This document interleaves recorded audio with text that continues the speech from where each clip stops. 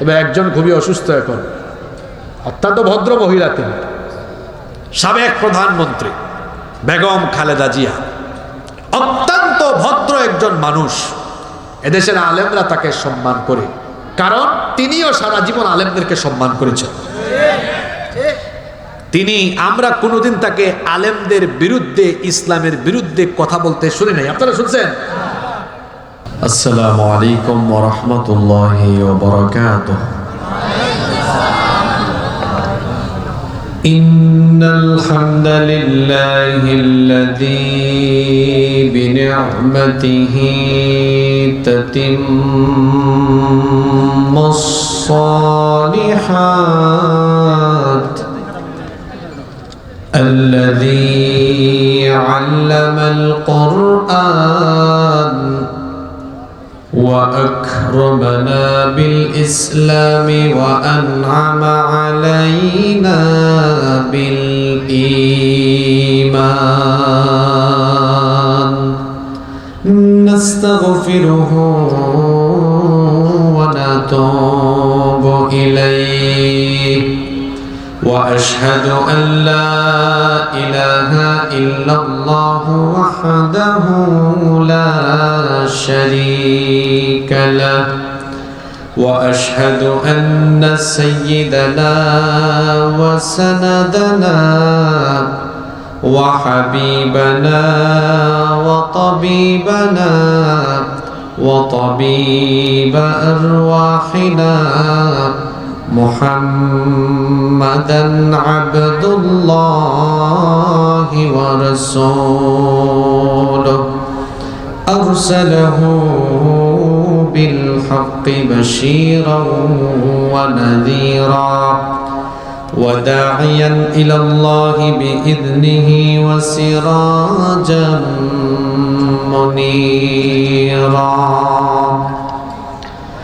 أما بعد فقد قال الله تعالى في كلامه المجيد وفي فرقانه الحميد. أعوذ بالله من الشيطان الرجيم. بسم الله الرحمن الرحيم. إن الله وملائكته يصلون على النبي يا أيها الذين آمنوا صلوا عليه وسلموا تسليما. اللهم صل على محمد وعلى آل محمد كما صليت على إبراهيم وعلى آل إبراهيم إنك حميد مجيد. اللهم بارك على محمد وعلى آل محمد كما باركت على إبراهيم وعلى آل إبراهيم إنك حميد مجيد. ربي زدني علما ربي زدني علما. رب اشرح لي صدري ويسر لي أمري واحلل عقدة من لساني يفقه قولي. سبحانك لا علم لنا إلا ما علمتنا إنك أنت العليم الحكيم. صدق الله العظيم. ও নামের আল্লাহু আকবার বলো, আল্লাহু আকবার। বাংলাদেশের ঐতিহ্যবাহী নগরী, শিক্ষা দীক্ষা এবং পরিচ্ছন্ন নগরী, রাজশাহী মহানগরী সংলগ্ন শিলিন্দা বটতলা যুব সমাজের উদ্যোগে মাহফুজুল কোরআন হাফিজিয়া মাদ্রাসার হাফেজ ছাত্রদের পাগড়ি প্রদান উপলক্ষে আয়োজিত আজকের এই তাফসিরুল কোরআন মাহফিলের মোহতারাম শ্রদ্ধাভাজন সভাপতি, মাহফুজুল কোরআন হাফিজিয়া মাদ্রাসার সম্মানিত সভাপতি, অত্র এলাকার সকলের শ্রদ্ধাভাজন ব্যক্তিত্ব এবং সকলের প্রিয় মানুষ জনাব মোহাম্মদ মতিউর রহমান চৈতি সহসভাপতিত্ব করেছেন শিলিন্দা কেন্দ্রীয় গোরস্থানের সম্মানিত সাধারণ সম্পাদক জনাব তাজমিরুর রহমান তোতা। আল্লাহ তাআলা উভয়কে দ্বীনের জন্য, কোরআনের জন্য কবুল করেন, আমরা সকলে বলি আমিন। আপনারা এমন চুপচাপ যে একজনের জন্য দোয়া করতেও আপনাদের মন চায় না। আপনারা ভাবছেন হুজুর আপনি দুইজন ব্যক্তির নাম বলেছেন, তাদের জন্য দোয়া করেছেন, আমরা আমিন বললে আমাদের তো ফায়দা নাই, এজন্য আমরা চুপচাপ। আসলে আপনার চিন্তা ভাবনা, আপনার মন মানসিকতা যতটা সংকীর্ণ, ইসলাম কিন্তু ততটা সংকীর্ণ নয়। আপনি যখন কারো জন্য দোয়া করেন, ফেরেশতা তখন আপনার জন্য দোয়া করে। আপনি যখন কারো জন্য দোয়া করেন, আল্লাহ আপনি অমুকের ভালো করেন, ফেরেশতা তখন বলে আল্লাহ সে যার জন্য দোয়া করেছে তার ভালো করেন, পরে যে দোয়া করেছে তার ভালো করেন আগে। সুবহানাল্লাহ। তার মানে কি, যে দোয়াটা আপনি আপনার আরেক ভাইয়ের জন্য করবেন, এই দোয়াটা আগে আপনার জন্য যিনি কবুল করবেন, পুরুষোচিত কণ্ঠে জবাব দিয়ে বলেন তিনি কে? এটা কি পুরুষ মানুষের আওয়াজ? রাজশাহীতে কি পুরুষরা এভাবে কথা বলে নাকি? আমাদের সিলেটে কিন্তু পুরুষরা পুরুষের মতোই কথা বলে। পুরুষরা কথা বলবে, কথার মধ্যেই পুরুষত্ব থাকবে। বুঝতে পেরেছেন? পুরুষ মানুষ যদি বলে ঠিক, ইয়েস, ঠিক আছে, সুবহানাল্লাহ, রাজশাহীর নারীরা শরম পাবে। এ কেমন পুরুষ যে মহিলার চেয়েও আরো সাংঘাতিক করে কথা বলে। পুরুষ তো পুরুষের মতো হাঁটবে, পুরুষ তো পুরুষের মতো কথা বলবে। পুরুষ মানুষের গোটা 3.5 হাত বডিতে, তার কথাবার্তা, চাল চলন, তার সব কিছুতে পুরুষত্বের বহিঃপ্রকাশ হবে। সুতরাং আরেকজনের জন্য দোয়া করতে আপনাদের কোনো অসুবিধা আছে? আপনাদের অসুবিধা থাকলেও আমার অসুবিধা নাই। এজন্য আমার যার সাথেই দেখা হয়, আজকে এই যুবক ভাইরা যারা আমাকে রিসিভ করলো, তারা সালাম দিল, আমি সালাম দিলাম, তারা মনে রাখতে পেরেছে কি না আমি জানি না। প্রত্যেককেই সালামের জবাব দিয়ে আমি আরবিতে 2-3টা শব্দ বাক্য বলেছি, তাদের মনে আছে কিনা আমি জানি না। যাদের সাথে মুসাফাহা করেছি আমি বলেছি হাইয়াকুমুল্লাহ, বারাকাল্লাহু ফীকুম, হাদাকুমুল্লাহ, ইয়াগফিরুল্লাহু লানা ওয়া লাকুম। এগুলো দোয়া করেছি, আল্লাহ আমাকে মাফ করুন, আপনাকে মাফ করুন, আল্লাহ আপনাকে হেদায়েত দিক, আমাকে হেদায়েত দিক। বলেছি আল্লাহ আপনার হায়াত দিক, আল্লাহ আপনার হায়াতে বারাকা দিক। দোয়া করে ওনারা ভাবছে হুজুর তো আমাদের জন্য অনেক দোয়া করছে। হ্যাঁ করেছি, ঠিক আছে, আমি তো ওই হাদিস জানি, এই জন্য আপনার জন্য দোয়া করেছি। যতগুলো দোয়া আপনার জন্য করেছি, সবগুলো দোয়া আগে আল্লাহ কবুল করবেন আমার জন্য, তারপরে আপনার জন্য। সুবহানাল্লাহ। সারাদিন মানুষের ভালো কামনা করবেন। আমাদের সমাজে অনেক মানুষ আছে যাদের অন্তর হিংসা দিয়ে পরিপূর্ণ, অন্যের ভালো চায় না। এরকম মানুষের সংখ্যা বাংলাদেশে আবার বড় কম। জি, আরেকজনের ভালো চায় না, আরেকজনের ভালো দেখতে পারে না। যে মানুষের ভালো দেখতে পারে না, মানুষের ভালো চায় না, সে নিজেও ভালো থাকতে পারে না।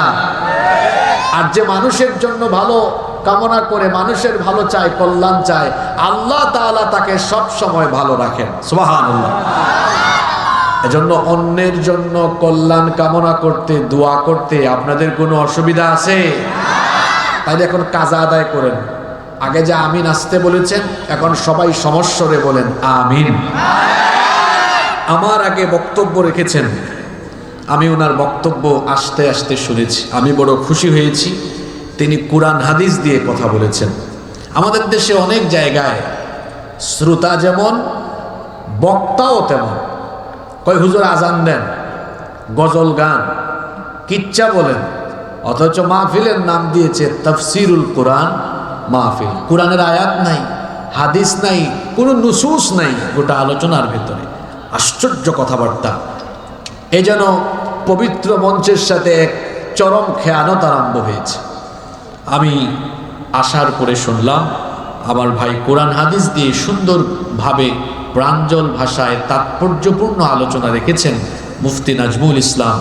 বক্তব্য রেখেছেন হাফেজ কারি মাওলানা সাইফুদ্দিন হাফিজাহুমুল্লাহ ওয়া রাআহুম হাইয়াহুমুল্লাহ ওয়া আতালাল্লাহু উমরাহুম ওয়া জাআলাহুমুল্লাহ মিনাল ইবাদিল মুখলিসিন। আমরা সকলে বলি আমিন। মঞ্চে উপস্থিত আমাদের মাথার তাজ শ্রদ্ধাভাজন উলামায়ে কেরাম, উপস্থিত অত্র এলাকার গণ্যমান্য এবং বিশিষ্ট ব্যক্তিবর্গ, আমার সামনে বসা পিতৃতুল্য সম্মানিত মুরব্বিয়ানে ইজাম, যুগে যুগে আল্লাহর জমিনে আল্লাহর দ্বীন প্রতিষ্ঠায় যারা অগ্রসেনানীর ভূমিকা পালন করেছেন, আমার কলিজার টুকরার প্রিয় যুবক, তরুণ এবং ছাত্র ভাইয়েরা, পর্দার আড়ালে থাকা সম্মানিতা মা এবং বোনেরা, উপস্থিত মিডিয়ার প্রিয় কর্মী এবং সাংবাদিক ভাইয়েরা, প্রিয় শিলিন্দা তথা আমার প্রিয় সম্মানিত রাজশাহীবাসী, আপনারা সবাই কেমন আছেন গো? আলহামদুলিল্লাহ। আমাদের সবাইকে আলহামদুলিল্লাহ, আল্লাহ আমাকেও ভালো রেখেছেন। আমাদের সবাইকে সুস্থতার সাথে বাঁচিয়ে রেখে আজকের এই সুন্দর বরকতময় নান্দনিক এবং জান্নাতি এই আয়োজনে আমাদেরকে শামিল হওয়ার তৌফিক যিনি দান করেছেন, গলার আওয়াজ বড় করে সবাই বলেন তো তিনি কে? সেই মহান রবের জন্য হৃদয়ের সবটুকু ভালোবাসা, আবেগ, অনুভূতিকে উজাড় করে দিয়ে খুশি মনে প্রাণবন্ত আওয়াজে উচ্চ কণ্ঠে কালিমাত শুকর আদায় করে আমরা সকলেই পড়ছি আলহামদুলিল্লাহ। অসংখ্য অগণিত দুরুদ এবং সালাম পেশ করছি সর্বকালের, সর্বযুগের সর্বশ্রেষ্ঠ মহামানব নবিয়ুনা ওয়া সাইয়্যিদুনা ওয়া কুদওয়াতুনা মুহাম্মাদুর রাসূলুল্লাহ সাল্লাল্লাহু আলাইহি ওয়াসাল্লামের প্রতি, যাকে আল্লাহ তাআলা আমাদের হেদায়েতের জন্য পাঠিয়েছেন। আল্লাহুম্মা সাল্লি আলাইহি আল্লাহুম্মা বারিক আলাইহি। সম্মানিত উপস্থিতি, অপ্রাসঙ্গিক অপ্রয়োজনীয় কোনো কথা বলে আমরা সময় নষ্ট করতে চাই না। আমরা আল্লাহর কালাম থেকে হেদায়েতের নিয়তে কিছু কথা বলতে চাই, শুনতে চাই ইনশাআল্লাহ। আল্লাহ তাআলা আমাদেরকে হেদায়েতের নিয়তে বলার এবং শোনার তৌফিক দান করেন। আমরা সকলে বলি আমিন। সম্মানিত উপস্থিতি, আল্লাহ তাআলা এই পৃথিবীতে আমাদেরকে কেন পাঠিয়েছেন? আল্লাহ নিজেই এই জবাব কোরআনুল কারীমের 51 নম্বর সূরা সূরাতুল আয-যারিয়াতের 56 নম্বর আয়াতে কারিমার মাধ্যমে জানিয়েছেন, ওয়ামা খালাকতুল জিন্না ওয়াল ইনসা ইল্লা লিয়াবুদুন। I didn't create the jinn kind and mankind except my worship. আল্লাহ বলছেন, আমি জিন এবং মানব জাতিকে আমার গোলামি ছাড়া অন্য কিছুর জন্য সৃষ্টি করি নাই। আমাদেরকে যার গোলামির জন্য পৃথিবীতে পাঠানো হয়েছে, সবাই বলেন তো তিনি কে? আমরা যে আল্লাহর গোলাম, আল্লাহর গোলামের সবচাইতে সেরা চমৎকার দৃষ্টান্ত পাওয়া যায় একটি ইবাদতের ভিতরে। সেই ইবাদতের নাম হচ্ছে সালাত। একজন মানুষ ইসলামের ভেতরে দাখিল হওয়ার পরে, ইসলাম গ্রহণের পরেই তার উপর যে দায়িত্ব বর্তায় সেটি হচ্ছে 5 ওয়াক্ত সালাত আদায় করা নয়, কায়েম করা। কোরআনের কোথাও নামাজ পড়তে বলা হয়নি, বরং কোরআনে সব জায়গায় বলা হয়েছে নামাজ কায়েম করো, কথা বুঝে থাকলে একদম সবাই একবার জবাব দেন তো, নামাজ কি করতে বলা হয়েছে? কায়েম করতে বলা হয়েছে, প্রতিষ্ঠা করতে বলা হয়েছে। নামাজ কায়েম করা বলতে আপনি কি বুঝেন? নামাজ আদায় এক জিনিস আর কায়েম করা আরেক জিনিস। এশার আজান হলো, আমি আদায় করে ফেললাম, এটা আমি নামাজ আদায় করেছি। আমার কথা কি বুঝতেছেন? আমরা কিন্তু অপ্রাসঙ্গিক কথা বলি নাই। আজকের আলোচনার বিষয় নামাজ প্রতিষ্ঠা। বলে দিলাম, নামাজ প্রতিষ্ঠা মানে কি? এশার আজান হলো, আমি নামাজ আদায় করলাম, এটা আমি আদায় করেছি। প্রতিষ্ঠা মানে কি?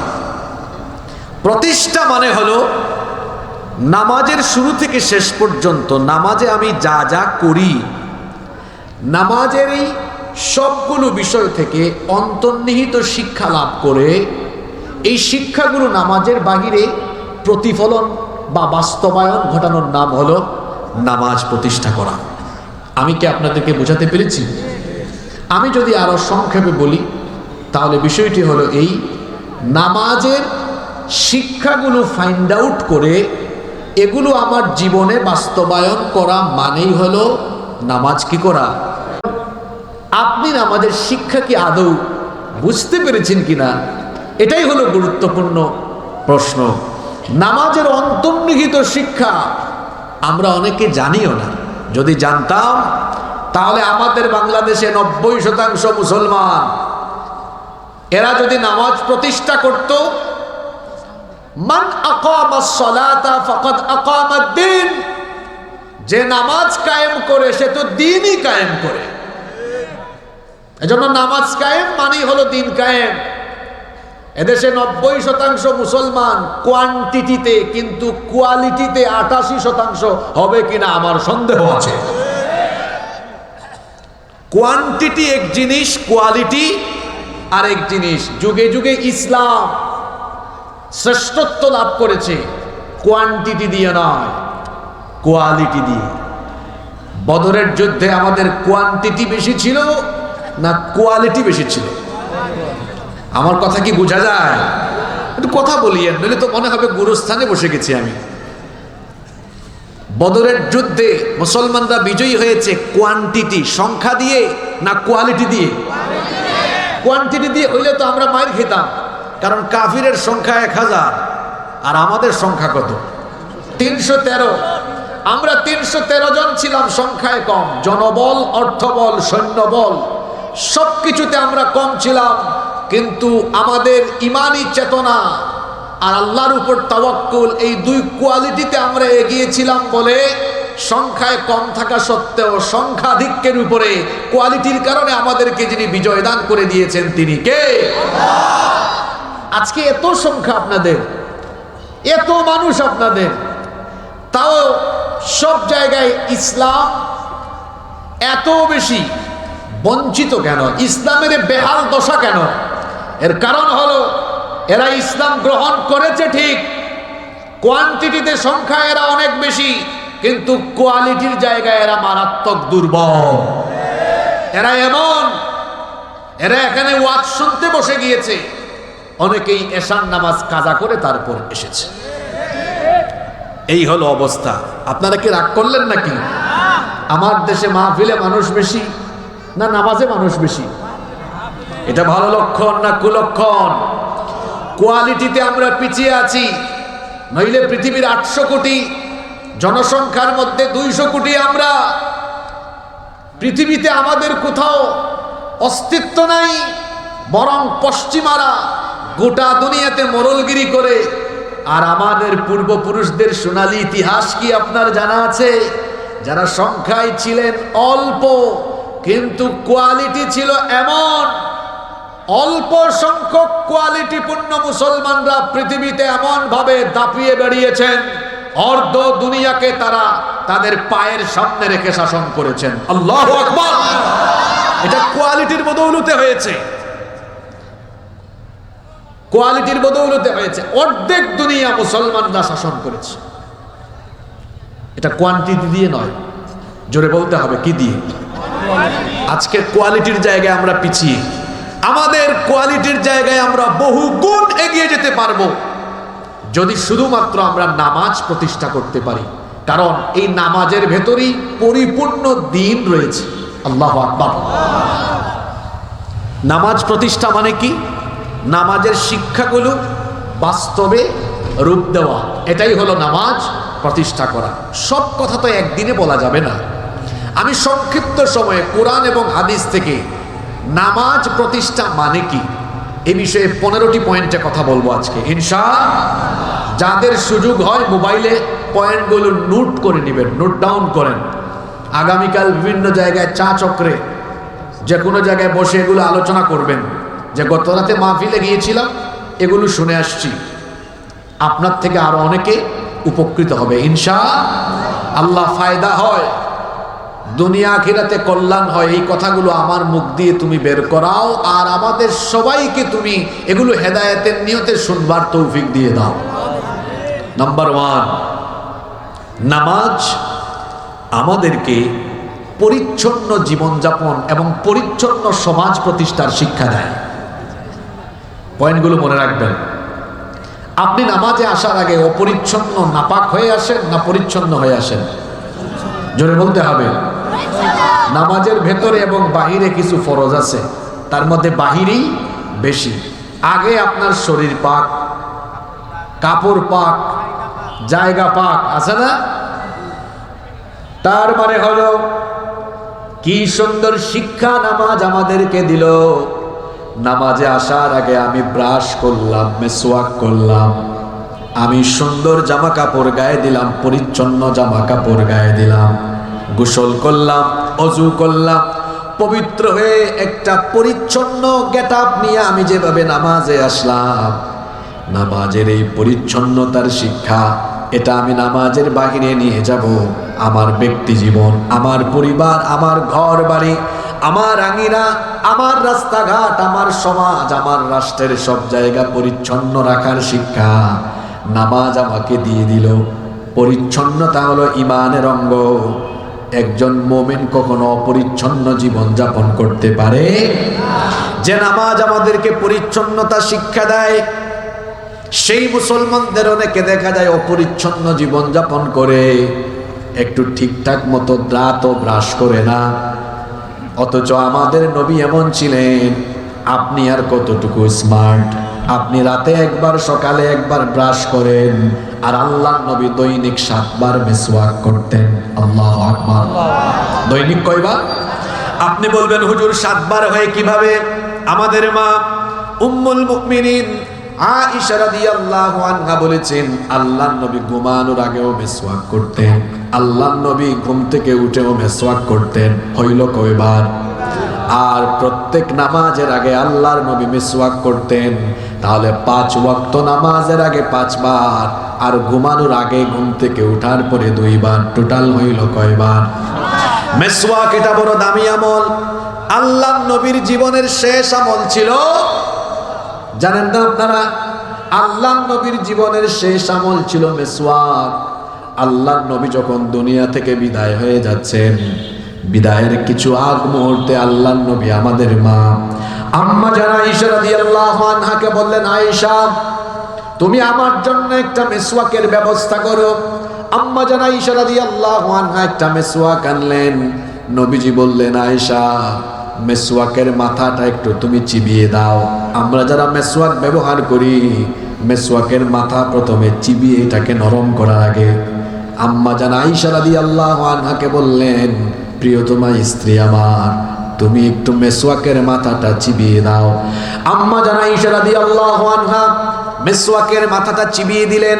আল্লাহর নবী সেই মিসওয়াক হাতে নিয়ে, ওই যে আম্মা জান আয়েশা রাদিয়াল্লাহু আনহা মিসওয়াক চিবিয়েছিলেন, তার থুতু লেগেছিল, তিনি আম্মা জান আয়েশা রাদিয়াল্লাহু আনহার থুতুগুলোকে চেটে নিতে লাগলেন, মিসওয়াকও করলেন। আম্মা জান আয়েশা রাদিয়াল্লাহু আনহা বলেছেন, আমি হলাম দুনিয়ার শ্রেষ্ঠ নারীদের মধ্যে অন্যতম। তার কারণ হলো আমার কোলে মাথা রেখে এবং আমার মুখের থুতু মুবারক নবীজির মুখে লাগিয়ে আল্লাহর নবী তারপরে দুনিয়া থেকে বিদায় নিয়েছেন। সুবহানাল্লাহ। মিসওয়াক বড় দামি আমল। পকেটেই দেখেন সব সময় মিসওয়াক রাখবেন। আমি স্টেজে উঠার আগেও মিসওয়াক করছি। যতবার সুযোগ পাবেন মেসওয়াক করবেন। ইসলাম আপনাকে পরিচ্ছন্ন জীবনযাপনের শিক্ষা দেয়। আপনার গোটা শরীর দেখলেই যেন বোঝা যায় আপনি মুসলমান। পরিচ্ছন্নতা থাকবে আপনার মধ্যে, আপনার বাড়ি থাকবে পরিষ্কার। এই যে আমাদের মতিউর ভাইয়ের বিশাল আমবাগান দেখলাম, বড় সুন্দর পরিষ্কার। রাজশাহী মহানগরী বড় পরিষ্কার, কিন্তু রাজশাহীর বাহিরে অন্য এলাকার অবস্থা খারাপ। দেখা যায় আমাদের বিভিন্ন এলাকায় ঢুকলে রাস্তাঘাটে ময়লা আছে না নাই, অথচ বুখারীতে হাদিস এসেছে আল্লাহর নবী বলেছেন ইমাতাতুল আদা আনিত তরিকি সাদাকা। রাস্তা থেকে কষ্টদায়ক বস্তু যেগুলো মানুষের কষ্টের কারণ হয়, ময়লা, এমন ময়লা যদি থাকে যেটা থেকে দুর্গন্ধ আসতে পারে, চলাচলে ব্যাঘাত ঘটতে পারে, এই রকম কষ্টদায়ক বস্তু রাস্তা থেকে যে ব্যক্তি সরায়া দেয়, আল্লাহ তার আমলনামার মধ্যে সদকার সওয়াব দান করে দেয়। কিন্তু আমরা করি না। আমাদের সামনে আছে রাস্তায় একটা বিড়াল কুকুর মরে পড়ে আছে, না সিটি কর্পোরেশন ফেলবে। সিটি কর্পোরেশন ফেলার আগে এটা আপনার দায়িত্ব, আপনি ফেলতে পারতেন। আপনি ফেলে দিলে সাথে সাথে আমলনামায় আল্লাহ সদকার সওয়াব দান করে দিবেন। সুবহানাল্লাহ। আশ্চর্যের ব্যাপার কি জানেন? যারা পলিটিক্স করেন রাগ করেন না আপনারা। দেশের বাইরে আমরা যাতায়াত করি, আপনারাও যাতায়াত করেন, কিন্তু কি শিক্ষা নিয়ে আপনারা দেশে আসেন আমাকে বলেন? রাস্তার মুড়ে মুড়ে পোস্টার, ফেস্টুন, বিলবোর্ডের যন্ত্রণায় মানুষ দিশেহারা। আপনি যান পৃথিবীর বাইরে যান, আপনি বাংলাদেশের বাইরে যান, ইউরোপে যান, আমেরিকায় যান। কিছুদিন আগে আমি মালয়েশিয়াতে ঘুরে আসলাম, কোথাও কোনো পোস্টার দেখি না। আমি সেখানে অনেককে বললাম, ভাই আপনাদের এলাকায় পোস্টার নাই কেন, ব্যানার নাই কেন, ঈদ মুবারক এটা সেটা শুভেচ্ছা? অথবা আমাদের দেশে দেখবেন উপরে একজনের ছবি দেয়, নিচে আরো 7-8টা চামচার নাম দেয়, আছে না নাই? পোস্টার লাগিয়ে রেখেছে, এগুলো ছিঁড়ছে, পড়ছে, অপরিচ্ছন্ন অবস্থা। কি শিখে আসেন বাহিরে থেকে আমি তো বুঝি না। পোস্টার দিয়ে কখনো মানুষের মনে জায়গা করে নেওয়া যায় না, বরং আদর্শ দিয়ে, কাজ দিয়ে মানুষের মনে জায়গা করে নেওয়া যায়। শিখেন এগুলো আপনারা। তরুণ যুবক ছাত্রদেরকে বলবো, 54 বছর ধরে আমরা এগিয়ে যাওয়ার পরিবর্তে পিছিয়ে যাচ্ছি। আমার দেশকে উন্নত বিশ্বের কাতারে নিয়ে যাওয়ার জন্য উন্নত মন মানসিকতা, তার চিন্তা চেতনা সম্পন্ন মানুষকে দেশ পরিচালনার দায়িত্বের জায়গায় নিয়ে যেতে হবে। অপরিচ্ছন্ন নোংরা মানুষ, যে যার নিজের মধ্যে পরিচ্ছন্নতা নাই, ও কিভাবে পরিচ্ছন্ন সমাজ উপহার দিবে? নামাজ আপনাকে পরিচ্ছন্নতার শিক্ষা দেয়। নাম্বার 2, নামাজ আমাদেরকে ঐক্যবদ্ধ থাকার শিক্ষা দেয়। বিরক্ত হচ্ছেন আপনারা? সালাত teach us to stay United. নামাজ আমাদেরকে এক থাকার, ঐক্যবদ্ধ থাকার শিক্ষা দেয়। আমাদের দেশের হুজুররা এগুলো আমল করে না। যখন কথা বলার পরে তারপর কথা বলবেন, কোনটা আমল করে না শুনেন। একামত হলো নামাজের, আল্লাহু আকবার, আল্লাহু আকবার, আল্লাহু আকবার, আল্লাহু আকবার, আশহাদু আল্লা ইলাহা ইল্লাল্লাহ। একামত শুরু হয় না? তারপরে আল্লাহু আকবার। অথচ রাসূল সাল্লাল্লাহু আলাইহি সাল্লাম খুব সুন্দর বলতেন, সাওয়ু সুফুফাকুম ওয়া তারাসসু ওয়া সুদ্দুল খালাল, আকিমু সুফুফাকুম ওয়া'তাদিলু ফাইন্না তাসওয়িয়াতাস সুফুফি মিন তামামিস সালাহ। কাতার সোজা করো, লেগে লেগে দাঁড়াও। এই কথাগুলোর মধ্যে কি শিক্ষা চিন্তা করেন? কাতার কি করো? সোজা করো, লেগে লেগে দাঁড়াও, একসাথে দাঁড়াও, সুদ্দুল খালাল, ফাঁকা জায়গা পূরণ করো। কি শিক্ষা এখানে চিন্তা করেছেন? হ্যাঁ, নামাজে যাওয়ার পরে কওমি মাদ্রাসায় পড়ে, তার পাশে আলিয়া মাদ্রাসা, বিএনপির পাশে জামাত, তার পাশে চরমোনাই, তার পাশে খেলাফত, তার পাশে জমিয়ত, সরকারি দল, বিরোধী দল সব, এমনকি পুলিশের ওসি, এসপি, সাধারণ মানুষ, এমনকি ওসি সাহেবের পাশে রিক্সাওয়ালা, দূরে সরায় দেওয়ার কোনো সুযোগ। এই যে নামাজে আমরা দাঁড়াই, কিভাবে দাঁড়াই? একসাথে দাঁড়াই। নামাজের শিক্ষা হলো এই যে ঐক্যবদ্ধ নামাজে যেভাবে থাকলেন, নামাজের বাহিরে যাদের ঈমান আছে, যারা মুসলমান, নামাজের বাইরে তারা ইসলামের স্বার্থে এক হয়ে যাবে। আমরা কি এই শিক্ষাটা নামাজের বাইরে আনতে পেরেছি? তবে বহু বছর ধরে আপনারা একটা কথা আমাদেরকে বলতেন, হুজুর আমাদেরকে ঐক্যের ওয়াজ পড়ে করিয়েন, আগে আপনারা ঐক্যবদ্ধ হন। আলহামদুলিল্লাহ বাংলাদেশে এখন আলেমরা ঐক্যবদ্ধ হয়ে গেছে, ঠিক না? আলহামদুলিল্লাহ পড়েন। আপনারা খুশি না বেজার? জোরে বলেন খুশি না বেজার? আমরা কিন্তু কৌমি, আলিয়া, আহলে হাদিস, হানাফি, দেওবন্দি, পীর মাশায়েখ, হেফাজত, জামাত, খেলাফত, চরমুনাই, এদেশে যত ঘরানার আলেম উলামা, যত মতাদর্শের আলেম উলামা আছেন, আল্লাহর কোরআনের স্বার্থে আমরা এবার এক হয়ে গিয়েছি। আপনারা জানেন কিনা এটা? আপনারা খুশি না বেজারেতে? জোরে বলেন খুশি না বেজার? আলেমরা এক হয়ে গিয়েছেন বলে বাম রাম নাস্তিক মুরতাদ আর ভারতের পাঁচটা গোলামদের মাথা খারাপ হয়ে গিয়েছে। আমাদের জবাব হলো মুতু বিগাইদিকুম, মুতু বিগাইদিকুম, তোমাদের জ্বালাপুরা নিয়ে তোমরা মরে যাও, আমরা কি করব? কিচ্ছু করার নাই। এই দেশকে বদলাতে হলে উলামা, মাশায়েখ আর দেশপ্রেমিকদের শাসন ক্ষমতায় যাওয়ার দরকার আছে। একটা গাড়ি একটা বাসের মধ্যে 36 জন প্যাসেঞ্জার, সবগুলা গাঁজা খাইছে, কিন্তু ড্রাইভার গাঁজা খায় নাই। এই গাড়িটা রাস্তায় থাকার সম্ভাবনা আছে, কিন্তু গাড়ির ড্রাইভার খাইছে গাঁজা আর 36 জন প্যাসেঞ্জার কেউ গাঁজা খায় নাই। লাভ কি? ড্রাইভার তো গাঁজা খেয়ে ফেলছে, এইটা আর রাস্তায় থাকবে না, খাদে পড়ে যাবে। একটা গাড়িকে সঠিকভাবে চালানোর জন্য যেমন প্যাসেঞ্জারের চাইতে ড্রাইভার গুরুত্বপূর্ণ, ঠিক তেমনি একটি সমাজ, সভ্যতা, রাষ্ট্রকে সঠিকভাবে নেতৃত্ব দিয়ে উন্নতি, উৎকর্ষী, সমৃদ্ধির জায়গায় নিয়ে যাওয়ার জন্য সঠিক নেতৃত্ব, চরিত্রবান, পরহেজগারিতা, আমানতদার, চরিত্রবান শাসকের দরকার। এই বাংলাদেশের সম্পদের অভাব নাই, যেভাবে সম্পদের অভাব নাই তেমনি চোর, চামার, ডাকাত, চাঁদাবাজ, সন্ত্রাসের অভাব নাই। এদেশে অভাব হলো ভালো মানুষের অভাব, আর সেই অভাব পূরণের লক্ষ্যে আল্লাহর কোরআনকে সামনে রেখে, আল্লাহর দ্বীনকে সামনে রেখে উলামা, মাশায়েখ ঐক্যবদ্ধ হয়েছেন। সোনার বাংলাদেশের স্লোগান 54 বছর আমরা শুনেছি, কেউ সোনার বাংলাদেশ আমাদেরকে উপহার দিতে পারে নাই। এবার উলামা, মাশায়েখ ঐক্যবদ্ধ হয়েছেন, ইসলামের বাংলাদেশ বিনির্মাণের মাধ্যমে সোনালী বাংলাদেশ আমরা গঠন করব ইনশাআল্লাহ। আপনারা আলেমদের সাথে আছেন না নাই? কারা কারা নাই দেখি হাত তুলেন। মাশাআল্লাহ, সবাই আছেন তো? আল্লাহ কবুল করেন। নামাজের 2 নম্বর শিক্ষা হলো, নামাজ আমাদেরকে ঐক্যবদ্ধ থাকার শিক্ষা দেয়। আমরা বাংলাদেশে আছি, আফ্রিকার জঙ্গলেও যদি কোনো মানুষ ঈমান আনে, ঈমান আনার কারণে সে হলো আমাদের ঈমানি ভাই।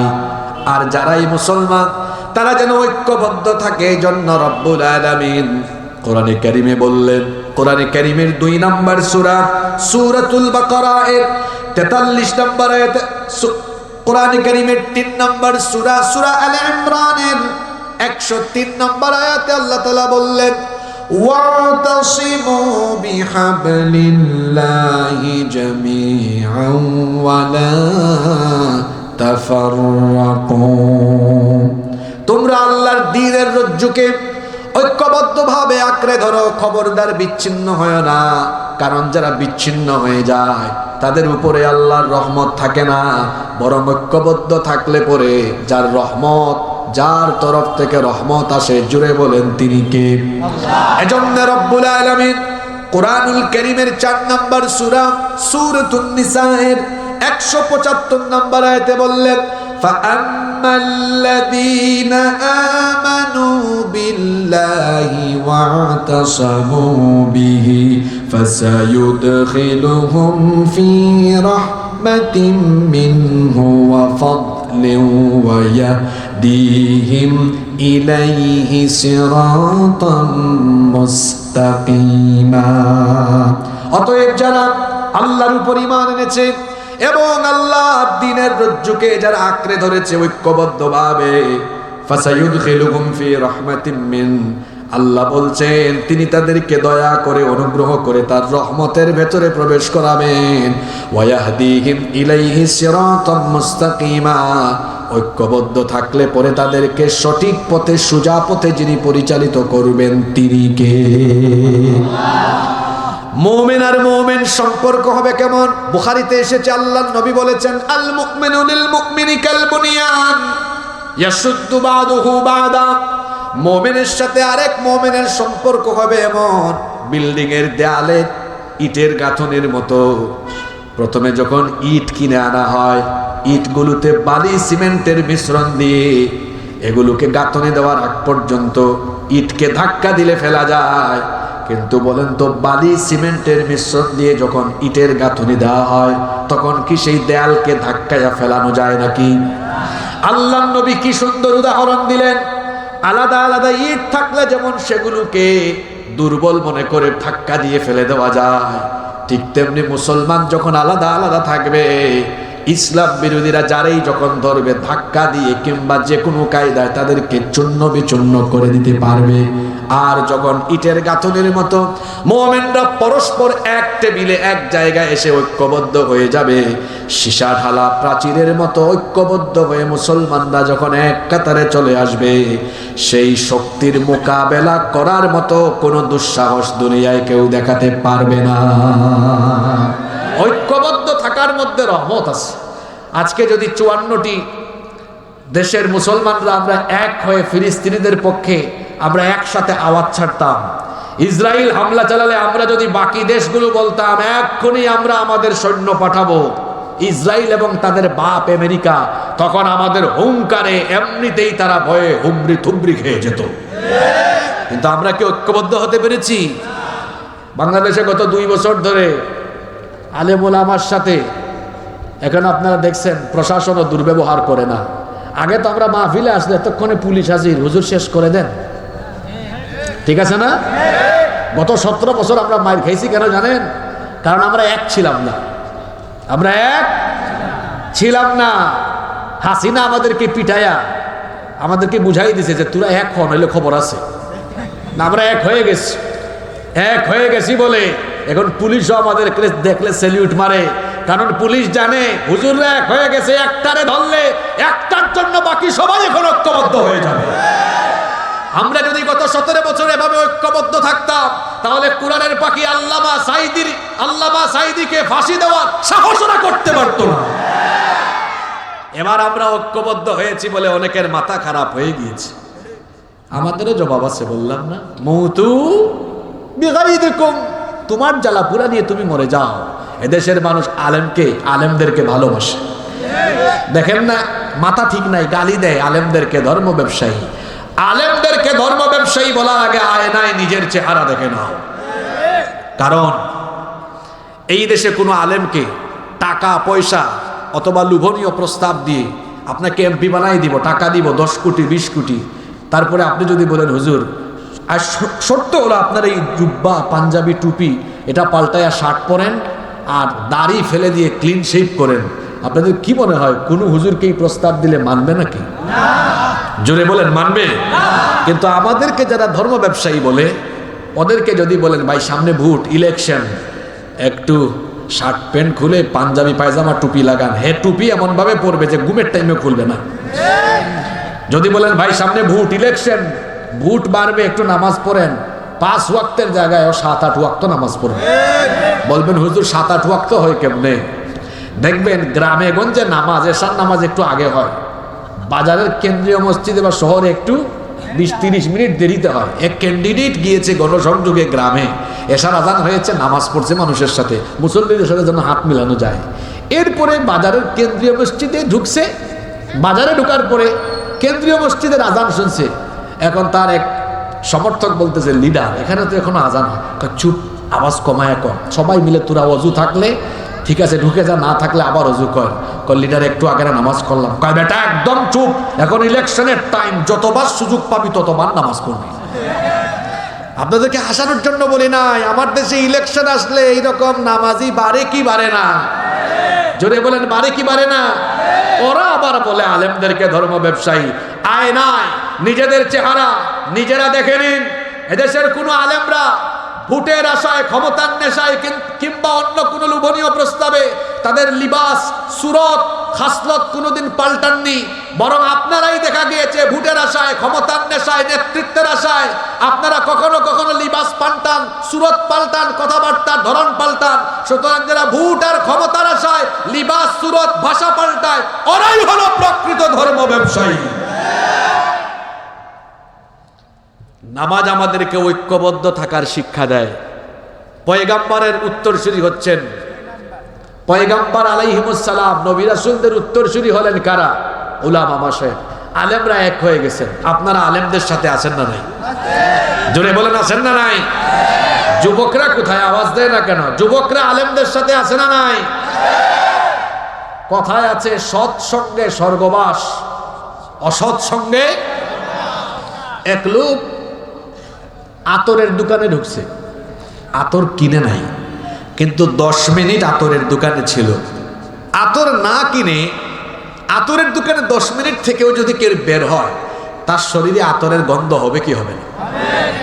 আরেক লোক বিড়ি সিগারেট খায় না, কিন্তু রাস্তায় এক বিড়ি ঘুরের সাথে হাত মিলিস, হাতে বিড়ির গন্ধ হবে কি হবে না? এই উদাহরণটা কেন দিলাম? আতরের সাথে থাকলে যেমন আতরের সুবাস লেগে যায়, ঠিক তেমনি ভালো মানুষ, নামাজি মানুষ, দিনদার, পরহেজগার, আল্লাহওয়ালাদের সাথে থাকলে তাদের খাসলতের কিছুটা আসর নিজের মধ্যে পড়ে যায়। বিড়ি ঘুরের সাথে হাত মিলালে যেমন বিড়ির গন্ধ লেগে যায়, তেমনি চাঁদাবাদ, সন্ত্রাস, চোর, ডাকাত, বেদিন, বেনামাজি, ইসলাম বিরোধীদের সাথে থাকলে তার শয়তানি চরিত্র আপনার নিজের ভেতরেও মনের অজান্তে ইনস্টল হয়ে যায়। যুবকদেরকে কেন এই কথাগুলো বলছি? আপনাদেরকে সবাই টার্গেট করে, কারণ যুবকরা হলো একটি সমাজ সভ্যতার মেরুদণ্ড এবং যুবকরা হলো মহাশক্তি। এদেরকে যদি কনভিন্স করে কেউ তার সাথে রাখতে পারে, তাহলে তার শক্তি বেড়ে যায়। এজন্য দেখা যায় অনেকে আছে তার নিজের ক্ষমতার স্বার্থে যুবকদেরকে বিভিন্ন কায়দায় তার সামনে পিছনে ব্যবহার করার অপচেষ্টা চালায়। কাউকে 1500 টাকা পকেটে ঢোকায়, কাউকে আবার লোভনীয় প্রস্তাব দেয়, দিয়ে তারপরে তার সামনে পিছনে মোটরসাইকেল শোডাউন করায়া চামচার মতো ব্যবহার করে। আমি রাজশাহীর যুবকদেরকে বলতে চাই, যুবক ভাইয়েরা, আমাদের এই তারুণ্য, এই যৌবনের শক্তি, সামর্থ্য, রক্ত, এটা দিয়েছেন কে? পুরুষ মানুষের মতো বলেন, দিয়েছেন কে? তো আল্লাহর দেওয়া যৌবনের শক্তি, সামর্থ্য আল্লাহ কি দিয়েছেন কারো চামচামি করার জন্য? আপনি চামচামি করেন কেন? ইউ হ্যাভ টু পার্সোনালিটি, আপনার ব্যক্তিত্ব থাকা দরকার। বি এ প্রেস্টিজিয়াস পারসন, ব্যক্তিত্ববান হন। এই যে আমার শরীর থেকে হালকা হালকা ঘাম বেরোচ্ছে, আমাদের শরীরের প্রতি ফোঁটা ঘাম তো মূল্যবান। আমার এতে কেউ আব্বা ডাকলেও তার সামনে পিছনে মোটরসাইকেল শোডাউন করায়া তার চামচামি করাইতে পারবে না, আব্বা ডাকলেও পারবে না। কেন? কারণ আমার শরীরের প্রতি ফোঁটা ঘাম, আমার তারুণ্য, আমার যৌবন, আমার শরীরের প্রতি ফোঁটা রক্ত, আমার জীবন কোন নেতা নেত্রীর চামচামি করার জন্য দেওয়া হয় নাই, বরং আমার শক্তি, সামর্থ্য, তারুণ্য, যৌবন দেওয়া হয়েছে আল্লাহর জমিনে আল্লাহর দ্বীন কায়েমের জন্য। এজন্য যুবকদেরকে বলবো, চামচামি কইরো না, বরং যারা কোরআন হাদিসের দিকে ডাকে, দ্বীনের দিকে ডাকে, তাদের সাথে থাকলে লাভ আছে না নাই? আল্লাহ আমাদের সবাইকে বুঝার তৌফিক দান করুন। নামাজ আমাদেরকে ঐক্যবদ্ধ থাকার শিক্ষা দেয়। নাম্বার 3, নামাজ আমাদেরকে ভ্রাতৃত্ববোধ শেখায়। নামাজ আমাদেরকে সাম্য, মৈত্রী, সমতার ভিত্তিতে, ভ্রাতৃত্বের ভিত্তিতে সমাজ গঠনের শিক্ষা দেয়। আমরা যখন নামাজে দাঁড়াই, সেখানে কোনো শ্রেণী বৈষম্য করি না, সেখানে কোনো বিভেদ আমরা ঘটাই না। দেখা যায় নামাজে আমরা একজন কোটিপতির পাশে রিক্সাওয়ালা দাঁড়ায়, কোটিপতির এই কথা বলার কোনো ক্ষমতা নাই, বেটা রিক্সাওয়ালা তুই আমার পাশে দাঁড়াইলি কেন? বলেন তো, এই কথা কি বলতে পারবে নাকি? যদি বলেও ফেলে, রিক্সাওয়ালার সাথে সাথে জবাবে বলবে, আপনার কোটিপতিগিরি আচরণ গিয়ে মসজিদের বাইরে দেখান, কারণ এটা মসজিদ, এখানে আপনিও আল্লাহর গোলাম, আমিও আল্লাহর গোলাম। এজন্য মহাকবি আল্লামা ইকবাল খুব সুন্দর তার কবিতায় বলেছেন, এক হি সাফ মে খড়ে হোগে মাহমুদ ও আয়াজ, না কোই বান্দা রহা না কোই বান্দা নওয়াজ। সম্রাট আর তার চাকর যখন একই কাতারে পাশাপাশি কাছাকাছি নামাজে দাঁড়িয়ে গেল, তখন সম্রাট আর সম্রাট থাকলো না, চাকর আর চাকর থাকলো না। সম্রাট আর চাকর দুজনেই তখন আল্লাহর গোলাম হয়ে গেল। এই যে নামাজে আমরা ভ্রাতৃত্ব, সাম্য, ব্রাদারহুড যেটাকে আমরা বলি শিখলাম, এটাকে নামাজের বাইরে আমরা আনতে পেরেছি? নামাজের বাইরে আমরা আনতে পারি নাই।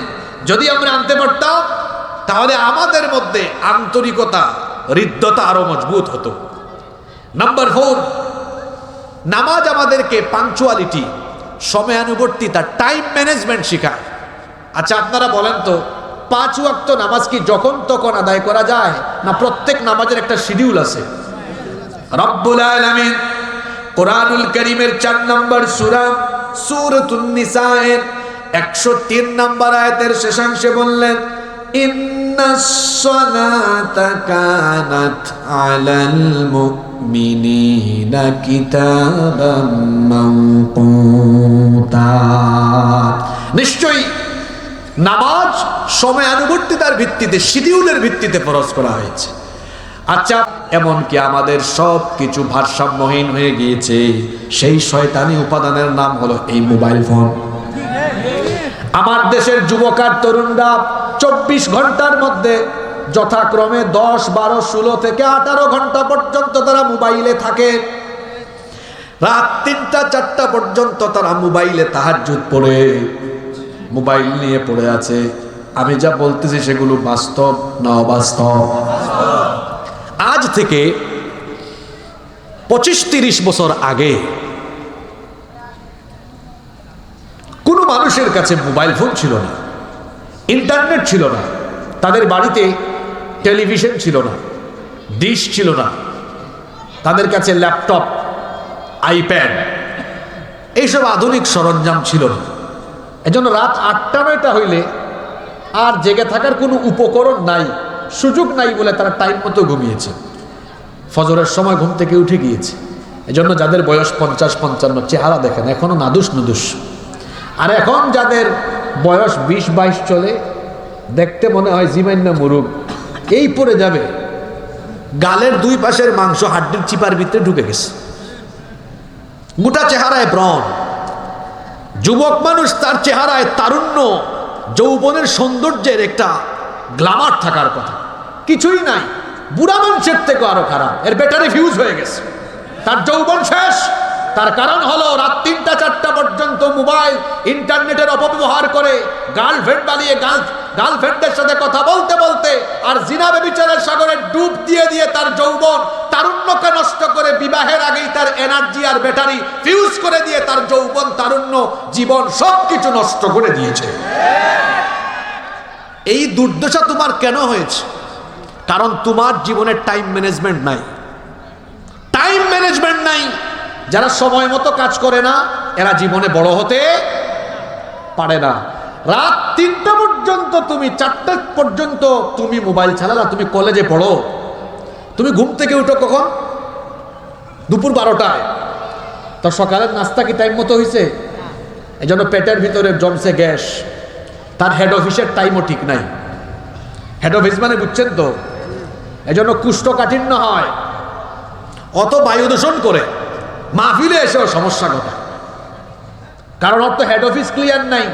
এজন্য আমি বলি, যার ঘুমের অভ্যাস ঠিক নাই তার খাদ্যাভ্যাস ঠিক নাই। নামাজ আমাদেরকে টাইম ম্যানেজমেন্ট শেখায়। যদি আমরা সময়ের কাজ সময়ে করতাম, জীবনে বড় হয়ে যেতাম। দেখেন, আজকে সময়ের কোনো ব্যালেন্স নাই। মানুষ জানে কোনো প্রোগ্রাম যদি লেখা থাকে 10টায়, এটা শুরু হবে 12টায়। আমাদের দেশে 9টার ট্রেন কয়টায় যায় কেউ জানে না, স্টেশন মাস্টারও জানে না। একবার এক ট্রেন 9টার সময় আসছে, এক যাত্রী খুশি হয়ে ব্যাগ টেনে চলে যাচ্ছে, আরেকজন বলে, ভাই কোথায় যান? কয়, দেখেন না একদম টাইম মতো আসছে, আমি তো খুব খুশি আজকে যে টাইম মতো চলে আসছে। এত খুশি হয়েন না ভাইজান, এটা গতকাল 9টার ট্রেন, আজকে 9টায় এসছে। আমি তোকে হাসানোর জন্য কথাগুলো বলি নাই। বলেন তো সময় মতো কোনো কাজ হচ্ছে? একটা প্রকল্প দাঁড় করালে সময় মতো শেষ হচ্ছে না। সময়ে ব্যালেন্স যেখানে থাকে না, ওই জাতি কখনো উন্নত হতে। নামাজ প্রতিষ্ঠা মানে হলো সময় জ্ঞানও প্রতিষ্ঠা করা। নাম্বার 5, বাকি পয়েন্টগুলো কিন্তু খুবই গুরুত্বপূর্ণ। আপনারা সময় দিবেন তো? 15-20 মিনিট থাকা যাবে তো? নাম্বার 5 নাম্বার, নামাজ আমাদেরকে আনুগত্যের শিক্ষা দেয়। কিসের শিক্ষা দেয়? নামাজে এসে আমরা আনুগত্য দেখালাম। কার আনুগত্য? মানে কি? শুনলাম, মানলাম। শোনার পরে কি করলাম? মানলাম। এখন এই আনুগত্য কি শুধু নামাজে হবে? নামাজ আমাকে আনুগত্যের শিক্ষা কেমনে দিল? আল্লাহ এবং রসুল যে তরিকায় নামাজ আদায় করতে বললেন, শুরু থেকে শেষ পর্যন্ত সেভাবেই আমি আদায় করলাম। এই আনুগত্যের শিক্ষাটা নামাজের বাইরে আমি নিয়ে যাব। মসজিদ থেকে, নামাজ থেকে বের হয়ে গেলে এবার আমি আমার জীবনের সকল ক্ষেত্রে আল্লাহর আনুগত্য প্রদর্শন করব। রাস্তাঘাটে হাঁটছি, আমার সামনে কোনো বেগানা নারী চলে এসেছে, আমি ওখানেও আল্লাহর প্রতি আনুগত্যশীল হব। কারণ আমার রব বলেছেন কখনো আমি যেন কোনো বেগানা নারীর দিকে না তাকাই। বরং আল্লাহ সূরা নূরে বলেছেন, কুল্লিল মুমিনিনা ইয়াগুদ্দু মিন আবসারিহিম, মুমিন পুরুষরা যেন তাদের চক্ষুকে পরনারী থেকে নিম্নগামী করে রাখে। রাস্তাঘাটে আমি আল্লাহর আনুগত্যশীল বান্দার পরিচয় দিব। চক্ষুকে আমি যার ভয়ে নিচের দিকে রাখবো, জুড়ে বলেন তিনি কে? আমি চাকরি করি, ঘুষ খাবো না, কারণ এটা আল্লাহর হুকুম, আমি সেটা মান্য করব। আমি ব্যবসা করি, সেখানে ওজনে কম দিব না, মাপে কম দিব না, মিথ্যা বলে 2 নাম্বারই করব না, প্রতারণা করব না। আমি ঘুষ খাবো না, সুদ খাবো না, কারণ এটা আমার আল্লাহ নিষেধ করেছেন। নামাজে গিয়ে যেমন আল্লাহ যেভাবে বলেছেন, রসুল যেভাবে শিখিয়েছেন, সেভাবে আমি নামাজ আদায় করি। ঠিক তেমনি ভাবে নামাজের বাইরে আমার ব্যবসা বাণিজ্য, চাকরি বাকরি, যে জায়গায় যে সেক্টরে আছি, সকল সেক্টরে সকল জায়গায় যার আনুগত্য মতো চলতে হবে তিনি কে? কিন্তু আপনি কোথায় চললেন? আপনি তো নামাজে গেলেন। আমার দেশে বলেন তো, নামাজি সুদখোর আছে না নাই? নামাজও আদায় করে সুদও খায়। নামাজি ঘুষখোর আছে, নামাজি চাঁদাবাজ আছে, নামাজি টেন্ডারবাজ আছে। বলেন তো, যে কথাগুলো বললাম, এই শ্রেণীর মানুষ আমাদের সমাজে আছে না নাই? তো সে নামাজ আদায় করে, চাঁদাবাজিও করে, নামাজ আদায় করে সুদও খায়, ঘুষও খায়, অন্যায় করে হারাম খায়। কেন খায়? তার কারণ হলো ওই ব্যক্তি নামাজ বুঝে নাই। নামাজে আল্লাহ এবং রসুলের আনুগত্য করে, কিন্তু নামাজ তাকে শিখালো নামাজের বাইরে আনুগত্য করতে হবে আল্লাহ রসুলের, কিন্তু সেখানে করলো না। তার মানে তার নামাজ তাকে অন্যায় কাজ থেকে ফেরাতে পারলো না। আর যেই ব্যক্তির নামাজ তাকে অন্যায় থেকে ফেরাতে পারে না, তার নামাজ আসলে কোনো নামাজই না। নামাজ আমাদেরকে আনুগত্যের শিক্ষা দেয়। নাম্বার 6 নাম্বার, নামাজ আমাদেরকে পর্দার শিক্ষা দেয়। কিভাবে নামাজ আমাদেরকে পর্দার শিক্ষা দেয় দেখেন। নামাজে আমরা সতর ডেকে নামাজে আসি কি আসি না? জোরে বলেন, আসি কি আসি না? মা বোনরা যেভাবে নামাজে পর্দা করলেন, ঠিক তেমনি নামাজের বাইরে পর্দা করতে হবে। আমরা যেমনি নামাজে এসে আমাদের দৃষ্টিকে সাজদার জায়গার দিকে দিয়ে দেই, ঠিক তেমনি আমাদের দৃষ্টিকে নামাজের বাইরে, মসজিদের বাইরে চলে গেলে কোনো আজে বাজে নিষিদ্ধ কোনো জিনিসের দিকে চক্ষু দিব না। মোবাইল খুললাম, ফেসবুকে, ইউটিউবে আজে বাজে ভিডিও চলে আসলো, সেই দিকে আমার নজর দিব না, কারণ আজে বাজে জিনিস দেখতে নিষেধ করে দিয়েছেন কে? এইভাবে করে নামাজ আমাকে অঙ্গ প্রত্যঙ্গ কিভাবে চালাতে হবে সেটার শিক্ষা দিল। নামাজের 7 নাম্বার শিক্ষা হলো, নামাজ আমাদেরকে ডিসিপ্লিন শিখায়, শৃঙ্খলা শিখায়। জুমার দিনে গেলে দেখবেন আরবি খুতবার সময় কেউ সামনে কেউ পিছনে, ডানে বামে এরকম মিক্সিং হয়ে বসে, কিন্তু যখনই একামত হয়ে যায়, বলেন তো সবাই লাইন ধরে দাঁড়ায় কি দাঁড়ায় না? কি সুন্দর সুশৃঙ্খল ভাবে সব সোজা করে দাঁড়িয়ে যায়। যদি আমরা নামাজের বাইরে এইভাবে সুশৃঙ্খল থাকতে পারি, সমাজ এবং রাষ্ট্র বদলে যাবে। কিন্তু আমরা হলাম সবচাইতে উশৃঙ্খল জাতি। রাগ করলেন নাকি? একটু রাস্তায় যান না। আপনার তো মনে হয় গাড়ি আছে, যারা রিসিভ করে আনবেন। আপনার গাড়িতে এসে ওই এটার নাম কি সিএনজি হরন মারবে। ডিসিপ্লিন নাই, এমনকি রাস্তাঘাটে গাড়িকে আটকাই দিবে পাবলিক, দাঁড়াও আমি আগে পাস হই। ট্রাফিক সিস্টেম নাই। আমরা যে দেশের বাইরে যাই, হরন দেওয়া ওখানে নিষিদ্ধ, এবং হরন মানে গালি, হরন মানে। আর আমার দেশে কেউ যদি হরন না দিয়ে গাড়ি চালায় আর পাশে এসে যদি বলে ভাই সরেন না কেন, কেন তোমার কেউ এসে হরন দিতে পারো না আমারে। এখানে হরনকে মনে করে নিয়ামত আমাদের দেশে, আর বিদেশে হরন মনে করে কি? জোরে বলেন, হরনকে কি মনে করে? আচ্ছা, হরন দিলে কি আসলে ভাল লাগে? কিন্তু এখানে হরন বাজাইতেছে। এখানে রাস্তাঘাটে চলার কোনো নিয়ম নাই। চিন্তা করেন তো, যে মুসলমানরা নামাজে এত শৃঙ্খলাবদ্ধ হয়ে দাঁড়ায়, নামাজের বাইরে তাদের জীবনের কোথাও শৃঙ্খলা নাই। এত উশৃঙ্খল, এত বিশৃঙ্খলা এদের মধ্যে। আর যাদের মধ্যে উশৃঙ্খলা থাকে, বিশৃঙ্খলা থাকে, এরা কখনো উন্নত জাতি হতে পারে? এজন্য আমি আফসোস করে প্রায় সময় বলি, আমাদের দেশে মুসলমান আছে, ইসলাম নাই। আর পৃথিবীর এমন বহু দেশ আছে যেখানে মুসলমান নাই, ইসলাম আছে। এর মানে কি? ওদের কাছে ওরা মুসলমান না, কিন্তু ইসলামের নিয়ম কানুন ওদের সমাজে পাওয়া যায়। ওদের ট্রাফিক সিস্টেম সুন্দর, ওদের সব জায়গায় শৃঙ্খলা আছে।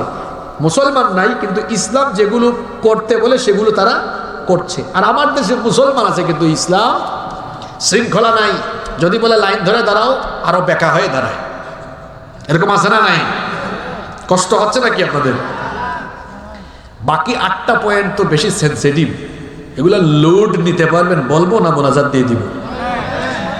বাকি 8টা কিন্তু সব সমাজ আর রাষ্ট্রের সাথে সম্পর্কিত। বলবো না, যুবকদেরকে বলবেন কোন হুজুর আনছো, এত সেন্সিটিভ কথা বলেছে। নাম্বার 8 নাম্বার, নামাজ আমাদেরকে সঠিক নেতা নির্বাচনের শিক্ষা দেয়। কেমনে?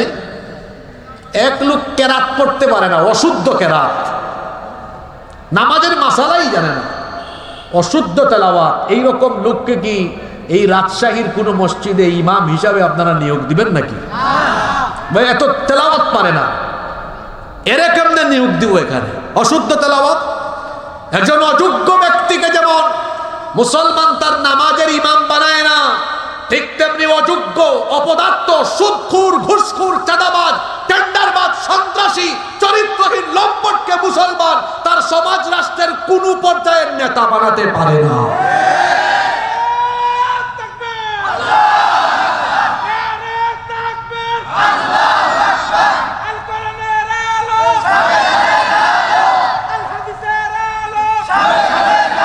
কিন্তু আমরা করলাম কি? আমরা পরহেজগার মানুষগুলারে বানাইছি মসজিদের ইমাম, আর কুখ্যাত চোর, চাঁদাবাজ, টেন্ডারবাজ, পিস্তলধারীদেরকে বানিয়েছি সমাজ আর রাষ্ট্রের ইমাম। এই পরিবেশ বদলে দিতে হবে। আর এই পরিবেশ বদলে দেওয়ার জন্য তরুণ এবং যুবকদেরকে এগিয়ে আসতে হবে। যেভাবে যুবকরা আজকের মাহফিলে সুন্দর আয়োজন করলো, এই যুবক আর তরুণরা যদি আলেম উলামাদের সান্নিধ্যে আসে, সবাই যদি তাদের বুকে ইসলামকে ধারণ করে, সঠিক, যোগ্য, আল্লাহওয়ালা, পরহেজগার লোকদের হাতে আমরা যদি আমাদের দেশ তুলে দিতে পারি, এই দেশ বদলে যাবে। এই দেশ বদলে যাবে ইনশাআল্লাহ। কারণ সঠিক নেতৃত্ব থাকলে সমাজে মানুষের কোনো অভাব থাকে না, মানুষ সুখে থাকে। একটা ঘটনা মনে পড়ল, ঘটনাটা কি বলবো? সাইয়েদনা ওমর ফারুক রাদিয়াল্লাহু আনহু অর্ধ দুনিয়া শাসন করেছেন। তিনি রাতের বেলা ঘুমাতেন না, রাতের বেলা বের হয়ে জনগণের অবস্থা পর্যবেক্ষণ করতেন। একদিন রাতের বেলা বের হয়েছেন, তিনি লক্ষ্য করলেন একজন মহিলা তার তাঁবুর পাশে চুলার মধ্যে পাতিলে কি দিয়ে জানি নাড়াচাড়া করতেছে, আর পাশেই তার বাচ্চারা খুব কান্নাকাটি করতেছে। তিনি কাছে গিয়ে বললেন, মা গো, তোমার বাচ্চারা কাঁদে কেন? মহিলা বললেন, আমার বাচ্চারা কয়েকদিনের ক্ষুধার্ত, কয়েকদিন ধরে কিছুই খায় না। তিনি বললেন, তো যেহেতু খায় না, চুলায় তো দেখতেছি রান্না মনে হয় কিছু করতেছো, খাওয়াও না কেন? ওই মহিলা তখন বলল, হ্যাঁ পথিক, শোনো, চুলার মধ্যে আমি তেমন কিছুই রান্না করছি না, আমার ঘরে রান্না করার মতো কিছুই নাই। আমি চুলায় আগুন ধরিয়ে পানি ঢেলে, পাতিলের মধ্যে পানি ঢেলে পাথর দিয়ে সেখানে পাথর নাড়াচাড়া করছি, যাতে আমার বাচ্চারা তারা যেন সান্ত্বনা পায় যে মা কিছু রান্না করতেছে, দেরি করতেছি, তারা কাঁদতে কাঁদতে যেন টায়ার্ড হয়ে ঘুমায়া যায়। এই কথা শুনে অর্ধ দুনিয়ার শাসন করতাম ওমর ফারুক রাদিয়াল্লাহু আনহুর চক্ষু বেয়ে বেয়ে পানি পড়া আরম্ভ হলো, দাড়ি মোবারক পর্যন্ত ভিজে গেল।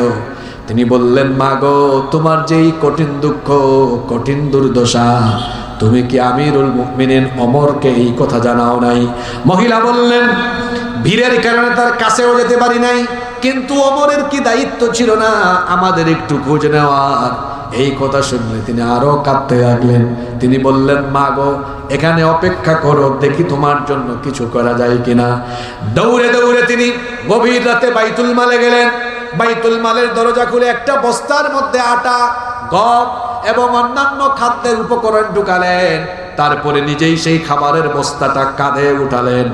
বাইতুল মালের দায়িত্বশীল এটা দেখে তারপরে বললেন, আমিরুল মুমিনিন, এই বস্তা আমার কাঁধে দেন, এই দায়িত্ব তো আমার, কোথায় নিয়ে যেতে হবে বলেন?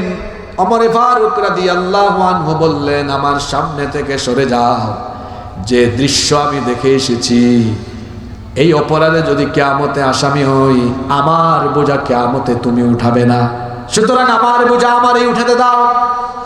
অর্ধ দুনিয়ার প্রেসিডেন্ট হওয়ার পরেও খাদ্যের বস্তা নিজের কাঁধে নিয়ে তারপরে ওই মহিলার কাছে সেই গভীর রাতে পৌঁছালেন। তারপরে বস্তাটা খুলে রুটির খামির নিজেই বানালেন। এরপরে মহিলাকে বললেন, তুমিও বানাও। খাবার প্রস্তুত হলো, বাচ্চাদেরকে তিনিও আদর করে খাওয়ালেন। মহিলাকে বললেন, মাগো, আগামীকাল তুমি খলিফার দরবারে যেও, সেখানে আমি তোমার জন্য কিছু করা যায় কিনা সাহায্য করার চেষ্টা করব। মহিলা তখন বললেন, আহারে, আমাদের মুসলিম জাহানের খলিফা ওমর না হয়ে তোমার মতো মানুষ যদি হতো, আমাদের নসিবটা ভালো হয়ে যেত। মহিলা তখনও তো সঠিক পরিচয় পায়নি। পরবর্তী দিন খলিফার দরবারে যাওয়ার পরে দেখলো, গত রাতে যিনি আটার বস্তা কাঁধে নিয়ে এসেছেন, সেই ব্যক্তি খলিফার চেয়ারে সমাসীন হয়ে আছেন। সঙ্গে সঙ্গে মহিলা দুই হাত জোর করে ক্ষমা প্রার্থনা আরম্ভ করলো, আমিরুল মুমিনিন, গত রাতে যা হয়েছে এই জন্য আমি আপনার কাছে ক্ষমা চাচ্ছি। ওমর ফারুক রাদিয়াল্লাহু আনহু বললেন, ওগো মা, তোমার হাত নামাও, উল্টা ক্ষমা চাইও না, বরং আজকে মজলিসে শোরা সভাসদের সামনে আমি প্রকাশ্যে তোমার কাছে ক্ষমা চাইলাম। সময় মতো তোমার কাছে আমি যে খাবার পৌঁছাতে পারি নাই, এই জন্য কাল কিয়ামতের দিন তুমি আমাকে আল্লাহর দরবারে আসামি করে দিও না। এমন যদি হতো আমাদের নেতা হতো, ওমরের মতো হতো, আবু বকরের মতো। আপনারা চান কি চান না? জনগণের খোঁজ খবর নিত রাত দুপুরে, ঘুরে ঘুরে দেখতো কি কেউ আছে অনাহারে।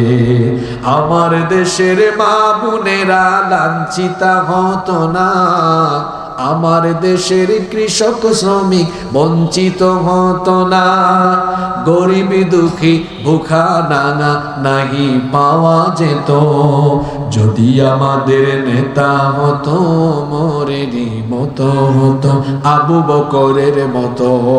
আল্লাহু আকবার। এটা সমাজ বদলে যায় যদি চরিত্রবান নেতৃত্ব থাকে। আর এই সঠিক নেতৃত্বের শিক্ষা নামাজের ভেতরে আছে না নাই? জোরে বলেন, আছে না নাই?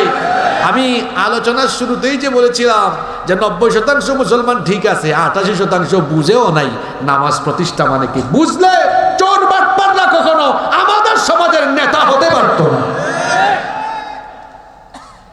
নাম্বার 9 নাম্বার, নামাজ আমাদেরকে নেতার প্রতি আনুগত্যের শিক্ষা দেয়। নামাজে ইমাম থাকে কয়জন? জোরে বলেন, কয়জন? একজন ইমাম থাকে, একজন নেতা থাকে, আর সেই ইমামকে সবাই অনুসরণ করে। ইমাম সাহেব রুকুতে গেলে সবাই কি সেজদায় যায় নাকি? কথা বলেন না কেন?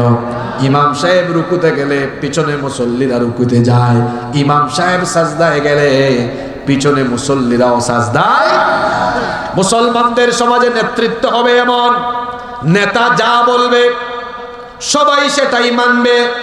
আমাদের দেশে যারা পলিটিক্স করে, বিভিন্ন দল গঠন করে, তারা বলে দল গঠন করছি দেশ চালানোর জন্য। আগে দলের মধ্যে এই জিনিসটা দেখাও তো, যে তুমি যেটা বলো বিদ্রোহ না করে সবাই সেটা মানে। যে ব্যক্তি বা যারা নিজেদের দলের ভেতরে নিজেদের ইমামত, সঠিক নেতৃত্ব, আনুগত্য প্রতিষ্ঠা করতে পারে না, এই ধরনের লোকরা কখনো একটি সমাজ বা রাষ্ট্রকে উন্নত বানাতে পারে না। আপনার অধীনস্থরাই তো আপনার সাথে বিদ্রোহ করে, আপনি বলেন একটা, তারা করে আরেকটা। কিন্তু রাসূলুল্লাহ বলেন সাল্লাল্লাহু আলাইহি ওয়াসাল্লাম একটি সোনালী রাষ্ট্র কেমনে গঠন করেছেন জানেন? আরে বাপরে বাপ, ওনার সাহাবীরা ছিলেন উন্মাদ। কেমন উন্মাদ? আবার ভুল বুঝিয়েন না, এমন উন্মাদ, রসুল যদি বলেছেন তো এখানে চলো জীবন চলে যাবে, তো সেখানেই গিয়েছেন। জীবন চলে যাবে তো যাবে। রসুল বলেছেন ডানে, তারা গিয়েছেন ডানে। রসুল বলেছেন বামে, তারা গিয়েছেন বামে। রাসূলুল্লাহ সাল্লাল্লাহু আলাইহি ওয়াসাল্লাম এই ধরনের কিছু সাথী, এই রকমের কিছু লোক তৈরি করেছেন যারা কিনা তার নেতৃত্বের প্রতি পূর্ণাঙ্গ আনুগত্যশীল ছিলেন বলে এদেরকে নিয়ে তিনি একটি কল্যাণময় রাষ্ট্র গঠন করেছিলেন। কল্যাণময় রাষ্ট্র গঠনের জন্য আপনার সাথে থাকা অধীনস্থরা আপনার নেতৃত্বের প্রতি আনুগত্যশীল হওয়া লাগবে। আমার দেশে আনুগত্য আছে নাকি? কথা বলেন না কেন? গ্রুপিং আর গ্রুপিং, এই গ্রুপ ওই গ্রুপ, এই গ্রুপ ওই গ্রুপ। যারা আনুগত্য নিজেদের অধীনস্থদেরকে শেখাতে পারে না, এরা কোনোদিনও সমাজে সঠিক নেতৃত্ব দিতে পারবে না। নামাজ এমন এক ইবাদত যেটা আমাদেরকে নেতার প্রতি আনুগত্য শেখায়। আমার কথা কি বুঝতে পেরেছেন না কঠিন হয়ে যাচ্ছে? নাম্বার 10 নম্বর, মাশাআল্লাহ আপনারা মনে রাখতেছেন, খুব কনসেন্ট্রেট শ্রোতা আপনারা। 10 নম্বর দেখেন, এক নামাজের ভিতরে কত কিছু। সুবহানাল্লাহ পড়েন। নামাজ আমাদেরকে ভুল নেতৃত্ব সংশোধন শেখায়। আপনাদের মসজিদে ইমাম সাহেব তিনি নামাজ শুরু করেছেন, বলতেছেন আলহামদুলিল্লাহি রাব্বিল আলামিন আর রহমানির রহিম ইয়াকা না'বুদু ওয়া ইয়াকা নাস্তাইন। পিছনে আপনারা যারা আছেন, আপনারা কি চুপ থাকবেন নাকি? পেছন থেকে বলা হবে হুজুর ভুল করছেন, এখানে হবে মালিকি ইয়াউমিদ্দিন। ইমাম সাহেব সম্মানিত মানুষ হওয়া সত্ত্বেও ভুল করলে পেছন থেকে কোনো মুসল্লি ছাড় দেয়? তার মানে বোঝা গেল অন্ধ আনুগত্য করা যায় না। যেখানেই কেউ ভুল করবে, নামাজ যেভাবে আনুগত্য শেখায়, ঠিক তেমনি ভাবে অন্ধ আনুগত্য পরিহার করতেও শেখায়। যদি কেউ ভুল করে, সে যত বড় নেতা হোক, তার ভুল করলে তাই সেই ভুলটা ধরিয়ে দিতে হবে, প্রতিবাদ জানাতে হবে। বলেন তো এই শিক্ষাটা আমাদের সমাজে আছে নাকি? তার নেতা ভুল করলেও সঠিক আছে না নাই? সাদাকে সাদা, কালোকে কালো বলতে শিখুন, পরিচ্ছন্ন হন। যে ব্যক্তি ভুল করবে, সে যত বড় ব্যক্তিত্ব হোক, আপনাকে ভুলের জন্য তার ব্যাপারে কথা বলতেই হবে।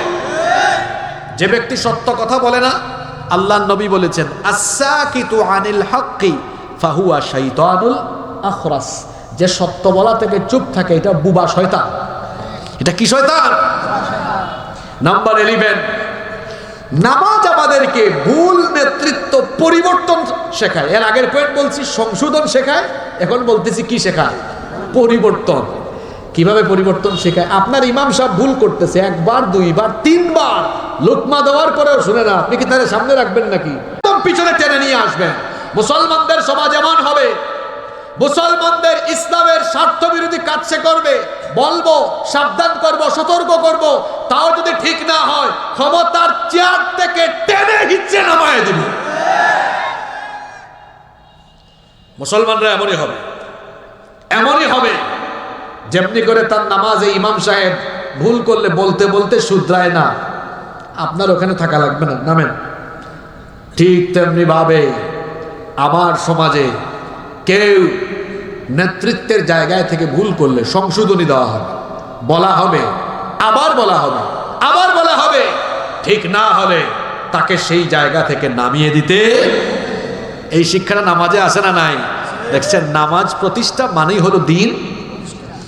কষ্ট হচ্ছে নাকি আপনাদের? একটু সবুর করেন, 7-8 মিনিট শেষ হয়ে যাচ্ছে। নাম্বার 12, 12 নাম্বার, নামাজ আমাদেরকে সবর শেখায়। সবর, সবর, জোরে বলেন তো কি শেখায়? সবর। এই যে শীতকাল, ফজরের নামাজ আদায় করা কিন্তু এত সহজ না, এটা জিহাদের মতো কঠিন। এরপরে আসার পরে ফজরের নামাজটা বলেন তো সংক্ষিপ্ত না বড়? জোরে বলেন, ছোট না বড়? নামাজটা একটু লম্বা সময় হয়। নামাজ শেষ হওয়ার আগ পর্যন্ত মন চাইলেই দৌড় মারতে পারবেন না। এই যে এখানে 2-1 জন মাঝখান দিয়ে উঠে গেছিল, কেউ আমরা আটকাই নাই। কিন্তু বলেন তো ইমাম সাহেব সালাম ফেরার আগ পর্যন্ত কারো মন না চাইলে রুকুর মাঝখান থেকে উঠে দৌড় মারতে পারবে নাকি? সালাম ফেরানোর আগ পর্যন্ত দৌড় মারার কোনো সুযোগই। নামাজ আমাদেরকে সবর শেখালো, যাতে করে নামাজের বাইরে আমাদের জীবনের কঠিন মুহূর্তে, আমাদের জীবনের দুঃসময়ে, বালা মুসিবতে আমরা যেন অশান্ত হয়ে না যাই, পেরেশান হয়ে না যাই। আমরা যেন ধৈর্য ধরি, আর ধৈর্য ধরলেই আমাদেরকে যিনি মুসিবত থেকে উদ্ধার করবেন, জোরে বলেন তিনি কে? আমাদের জীবনে বিপদ আপদ, বালা মুসিবত দিয়ে আমাদেরকে পরীক্ষা করা হবে, কিন্তু ধৈর্যশীলরা আল্লাহর তরফ থেকে সুসংবাদ প্রাপ্ত। এজন্য রব্বুল আলামিন কোরআনুল কারীমের 2 নম্বর সূরা সূরাতুল বাকারার 155 নম্বর আয়াত থেকে বলছেন, ওয়ালা নাবলুওয়ান্নাকুম বিশাইইম মিনাল খাউফি ওয়াল জু'i ওয়া নাকসিম মিনাল আমওয়ালি ওয়াল আনফুসি ওয়াস সামারাত। অবশ্যই আমি তোমাদেরকে ভয়, ক্ষুধা, সম্পদ, জীবন এবং ফসলের ক্ষয়ক্ষতি দ্বারা পরীক্ষা করব। ওয়াবাশশিরিস সাবিরিন, এই সকল কঠিন দুঃসময়ে যারা ধৈর্য ধারণ করবে তাদেরকে যিনি সুসংবাদ দিয়েছেন, জোরে বলেন তিনি কে? এজন্য বিপদ আপদে হতাশ হওয়া যাবে না, পেরেশান হওয়া যাবে না, ধৈর্য ধরতে হবে, সবর করতে হবে। ইন্নামা ইউওয়াফাউনা, আল্লাহ বলেছেন অন্য আয়াতে, ইন্নামাস সাবিরুন, নিশ্চয়ই যারা ধৈর্য ধারণ করে, ইন্নামা ইউওয়াফাস সাবিরুনা বিগাইরি হিসাব, সবরকারীদেরকে বিনা হিসাবে যিনি প্রতিদান দান করেন। গলার আওয়াজ বড় করে বলেন তিনি কে? নাম্বার 13 নাম্বার, নামাজ আমাদেরকে জীবনের ভুলগুলো সংশোধনের শিক্ষা দেয়। আচ্ছা, নামাজে যদি ভুল হয়ে যায় তাহলে এই নামাজকে সংশোধনের জন্য একটা পদ্ধতি আছে না? কি সাজদা? জোরে বলেন, কি সাজদা? এখানে একটা শিক্ষা আছে। নামাজ ভুল হয়ে গিয়েছে, আল্লাহ একটা সিস্টেম দিয়ে রেখেছেন, সাহু সাজদা দাও, নামাজটা সঠিক হয়ে যাবে। আমাদের জীবনেও ভুল হয়, পাপ হয়, গুনাহ হয়, কিন্তু পাপ আর গুনাহ হলেও আমরা যেন নিরাশ না হই, এই জন্য তওবার দরজা খোলা রেখেছেন কে? কি সুন্দর ব্যবস্থা! কেউ যদি শয়তানের ধোঁকায় গুনাহ করে ফেলে, তার জেনে রাখা উচিত আমাদের গুনাহের পরিমাণ যত বেশি, আল্লাহর দয়ার পরিমাণ তার চাইতে আরো বহু গুণে বেশি। এই জন্য কেউ যদি গুনাহ করে, ভুলের জন্য অনুতপ্ত, লজ্জিত হয়ে আল্লাহর দরবারে ক্ষমা চায়, তার সকল ভুল ভ্রান্তি এবং অপরাধগুলোকে যিনি ক্ষমা করে তাকে মাফ করে দিবেন তিনি কে? নাম্বার 14 নাম্বার, নামাজ আমাদেরকে নিয়ন্ত্রিত জীবনযাপনের শিক্ষা দেয়। নিয়ন্ত্রিত জীবনযাপন, এটা কেমনে? নামাজে আমরা আমাদের হাত, পা, চক্ষু সহ সকল অঙ্গ প্রত্যঙ্গকে আমরা খুব সুন্দরভাবে নামাজের মধ্যে নিয়ন্ত্রণ রাখি। নামাজে হাত আমরা কেউ পিছন দিকে বাঁধি না, সামন দিকেই বাঁধি, কেউ বুকের উপরে, কেউ নাভির উপরে। তবে এটা নিয়ে কোনো ধরনের ভেজাল করবেন না। যার মন চায় বুকের উপরে বাঁধেন, যার মন চায় নাভির নিচে, নাভির উপরে বাঁধেন, এটা নিয়ে কোনো ভেজাল করা যাবে। আমার দেশে অনেকে এগুলো নিয়ে ভেজাল করে, ফিতনা করে। এগুলো নিয়ে খবরদার কখনো ফিতনা করবেন না। যার কাছে যে হাদিসটা ভালো মনে হয়, যেটা শক্তিশালী মনে হয়, সেটার উপরে আমল করেন। ভেজাল করা যাবে।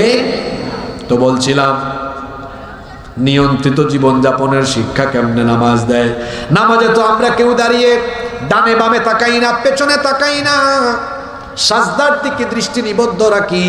ঠিক তেমনি ভাবে নামাজের বাইরে আমি আমার চক্ষুকে কোনো গুনাহের দিকে দিব না। এই শিক্ষা নামাজ আমাকে দিয়ে দিল। যেমনি করে নামাজে আমি হাত পা অঙ্গ প্রত্যঙ্গগুলোকে সঠিকভাবে আমি যেভাবে নাড়াচাড়া করি, ঠিক তেমনি ভাবে নামাজের বাইরে আমার হাত দিয়ে কারো ক্ষতি করব না, ইসলামের বিরুদ্ধে লেখালেখি করব না। দিনের ক্ষতি হয়, ইসলামের ক্ষতি হয় এমন কোনো কাজ আমার হাত পা দিয়ে হবে না, অঙ্গ প্রত্যঙ্গ দিয়ে হবে না। কারণ এইভাবে নিয়ন্ত্রিতভাবে জীবনযাপন করতে হবে। নামাজের মাধ্যমে এই শিক্ষা যিনি দিয়েছেন, জোরে বলেন তিনি কে? এক নামাজে কত কিছু। 15 নাম্বার শেষ পয়েন্টটা শুনে যাবে। কথায় আছে শেষ ভালো যা, সব ভালো। নামাজের 15 নাম্বার শিক্ষার কথা বলছে। নামাজ প্রতিষ্ঠা মানেই তো পুরো দিন প্রতিষ্ঠা। নামাজ আমাদেরকে কুরআনময় সমাজ এবং জীবন গঠনের শিক্ষা দেয়। নামাজে কয়টা কিতাব থেকে তিলাওয়াত করা যায়? যারা বললেন না, আপনাদের কি কোনো কনফিউশন আছে নাকি? আপনারা কি আপনাদের এলাকায় শুনছেন নাকি যে কোনো হুজুর এভাবে নামাজ পড়ছে? আল্লাহু আকবার। عن أبي هريرة رضي الله عنه قال قال رسول الله صلى الله عليه وسلم। হাদিস শরীফ পড়া শুরু করছে, এরকম হয় নাকি? বরং নামাজ দাঁড়ালেই আলহামদুলিল্লাহি রাব্বিল আলামিন আর রহমানির রহিম মালিকি ইয়াউমিদ্দিন ইয়্যাকা না'বুদু ওয়া ইয়্যাকা নাস্তাঈন اهدنا الصراط المستقيم صراط الذين أنعمت عليهم غير المغضوب عليهم ولا الضالين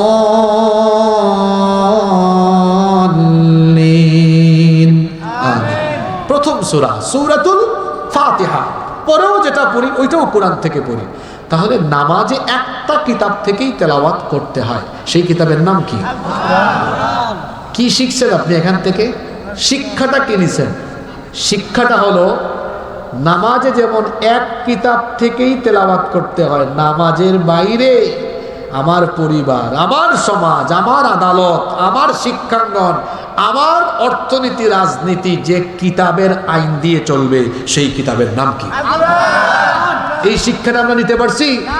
যদি নিতে পারতাম তো আমাদের দেশের আদালতগুলো এখনো তো ব্রিটিশ পেনাল কোড দিয়ে চলে, এখনো ব্রিটিশদের তৈরি করা আইন দিয়ে চলে। অথচ ফৌজদারি, দেওয়ানি, দণ্ডবিধি, কোন অপরাধের কোন শাস্তি, এগুলা তো কোরআন শরীফে নাই। কপাল পুরা মুসলমান আল্লাহর দেওয়া আইন বাদ দিয়ে ওদের আইন গ্রহণ করেছে বলে তাদের কপাল খুলে নাই। এখন এই দেশ 54 বছর হয়েছে স্বাধীন হয়েছে, তার মধ্যে 32 বছর 2 আন্টি দেশ চালাইছে, আর বাকি 22 বছর অনেক কাকু চাচারা। আমার বাড়ি সিলেটে, আমাদের এলাকায় চাচাকে কাকু বলে, অনেক এলাকায় চাচা বলে, জেঠা বলে। আপনারা কি বলেন গো? হ্যাঁ, কাকু বলে নাকি? আপনাদের ভাষা তো অনেক সুন্দর, অনেক সুন্দর ভাষা আপনাদের। চাচা বলে, ঠিক আছে। তো 22 বছর অনেক চাচা মিল্লা জিল্লা, আর 32 বছর কয় আন্টি? তবে একজন খুবই অসুস্থ এখন, অত্যন্ত ভদ্র মহিলা, তিনি সাবেক প্রধানমন্ত্রী বেগম খালেদা জিয়া। অত্যন্ত ভদ্র একজন মানুষ। এদেশের আলেমরা তাকে সম্মান করে, কারণ তিনিও সারা জীবন আলেমদেরকে সম্মান করেছেন। তিনি, আমরা কোনোদিন তাকে আলেমদের বিরুদ্ধে, ইসলামের বিরুদ্ধে কথা বলতে শুনি নাই। আপনারা শুনছেন? কিন্তু আরেক রাবেয়া বসুরি যে বাংলাদেশে ছিল, এই রাবেয়া বসুরি তো সুযোগ পাইলেই আলেমদেরকে ছোট করেছে, কটূক্তি করেছে, করে নাই? মরহুম আল্লামা আহমদ শফি রহমতুল্লাহ আলাই এত বড় আলেমকে এই দাজ্জাল মহিলা, এই শয়তান মহিলা পার্লামেন্টে এত বড় আলেম তাকে তেতুল হুজুর বলেছে। কথা ঠিক না বেঠিক? এই দাজ্জাল মহিলা, কোরআনের পাখি, 50টা বছর যিনি কোরআনের খেদমত করেছেন, শহীদ আল্লামা দেলাওয়ার হোসেন সাঈদী রহমতুল্লাহ আলাই, তাকে কথায় কথায় ধর্ষণকারী, মানবতা বিরোধী বলেছে। তার উপরেও গজব পড়ছে। এখন সেও মানবতা বিরোধী অপরাধের রায় পাইছে। একদম সরকারকে বলবো, এরে ধরে এনে এই খুনিকে তার এই অপরাধের সাজা ভোগ করার জন্য তার মৃত্যুদণ্ড বাস্তবায়ন করতে হবে। তার হাত বহু আলেমের রক্তে রঞ্জিত। শাপলা চত্বরে এবং গত 17 বছরে বহু আলেম সে হত্যা করেছে। এই দাজ্জাল মহিলার জন্য কেউ দোয়া করে না। এই দাজ্জাল মহিলার জন্য বাংলাদেশের কোনো আলেম দেখবেন দোয়া করে না, কারণ সে আলেমদেরকে জ্বালাই ফেলছে একদম। এই যে আজকে মাহফিলে আসলাম, কোনো অসুবিধা নাই, কিন্তু তার আমলে দেখছেন তো আপনারা পুলিশ দিয়া কি করছে। আরে পুলিশ আগে আমাদেরকে খালি এই পুলিশরা হয়রানি করতো, এখন তারা আমাদেরকে সেলিউট মারে। আর যারা আমাদেরকে হয়রানি করতো পুলিশে থেকে পাইলে এখন সিলেটি ভাষায় তুরা হইলাই দরিয়া বাদাম দেয়। আগে যেই পুলিশ বাড়িতে বাড়িতে আলেম খুঁজতো, এখন এই পুলিশ আবার তাদেরকেই খুঁজে। এই জন্য ওই কথাটা প্রায় সময় বলি, ক্ষমতার ঠেলায় পুলিশ সামনে পিছে নিয়ে অহংকারী হয়ে যায়েন না। ক্ষমতায় আছেন যে পুলিশ এখন হাত পাও দিয়া স্যালুট মারে, ক্ষমতা চলে গেলে এই পুলিশে হাত পাও দিয়ে একসাথে পিটাবে। বেগম খালেদা জিয়ার কথা বলছিলাম, তিনি আলেম উলামা প্রিয়, ইসলাম প্রিয়, এজন্য এই দেশের আলেমরা তাকে সম্মান করেন। ওই বালুর ট্রাকের কথা মনে আছে নাকি আপনাদের? ওই দিন তিনি কি বক্তব্য দিয়েছিলেন?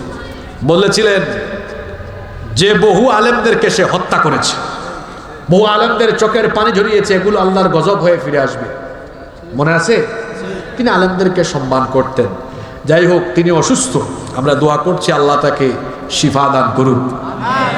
তার দলের নেতাদেরকে বলতেছে, বেগম খালেদা জিয়ার কাছ থেকে ভদ্রতা শিখেন। কারণ বেগম খালেদা জিয়ার এই দলে এখন কয়েকটা লাটুস পুটুস হয়েছে, এরা ভারতীয় বয়ানে কথা বলে। বেগম খালেদা জিয়ার কাছ থেকে শব্দ চয়ন শিখো, আচার আচরণ শিখো। তিনি আলেমদেরকে সম্মান করতেন, আর এখন তুমি কি এমন হয়ে গেছো আলেম ওলামার সাথে বেয়াদবি করে কথা বলো। বেগম খালেদা জিয়ার কাছ থেকে ভদ্রতা, নম্রতা শিখো। কোনোদিন তাকে আমরা আলেম ওলামাদের সাথে বা ইসলামের বিরুদ্ধে ব্যাঘাতপূর্ণ কথা বলতে আপনারা শুনছেন কখনো? যেন আলেমদের দোয়া আছে তার সাথে, আল্লাহ তার উপর রহম করেন, আল্লাহ তাকে শিফায়ে আজিলা কামিলা নসিব করেন। তা আমি বলছিলাম 32 বছর দেশ চালাইছে কারা? কথা বলেন না কেন আপনারা? ঠান্ডা কি আপনাদেরকে ধরছে না আপনারা ঠান্ডাকে ধরছেন? চালাইছে।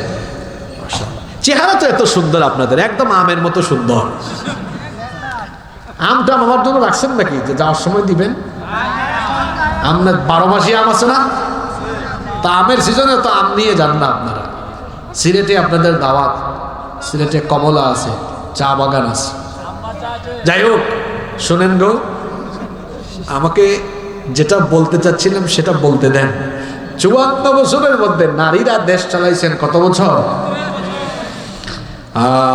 আবার এই আন্টিদের হাতে এত ক্ষমতা ছিল, আন্টিরাই বিরোধী দলীয় নেতা, প্রধানমন্ত্রী, আবার আন্টি স্পিকার, এই আন্টিরাই আবার স্বরাষ্ট্র, পররাষ্ট্র, শিক্ষামন্ত্রী।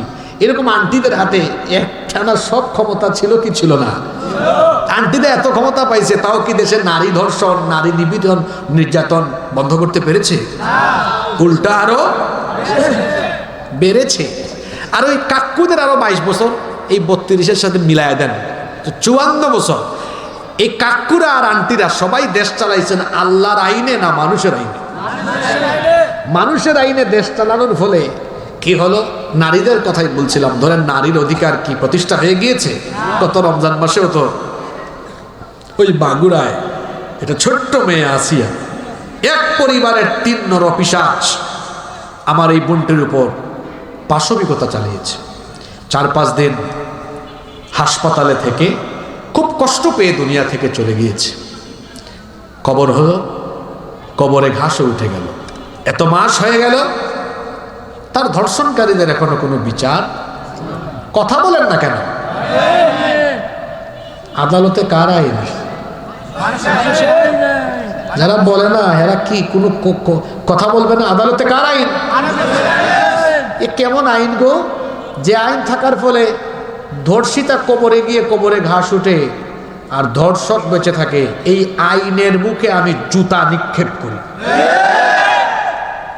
যদি সেখানে আল্লাহর কোরআনের আইন থাকতো, ধর্ষকের শাস্তি এই কিতাবে কি বলা আছে? রজম, লাইভ মৃত্যুদণ্ড, লাইভ।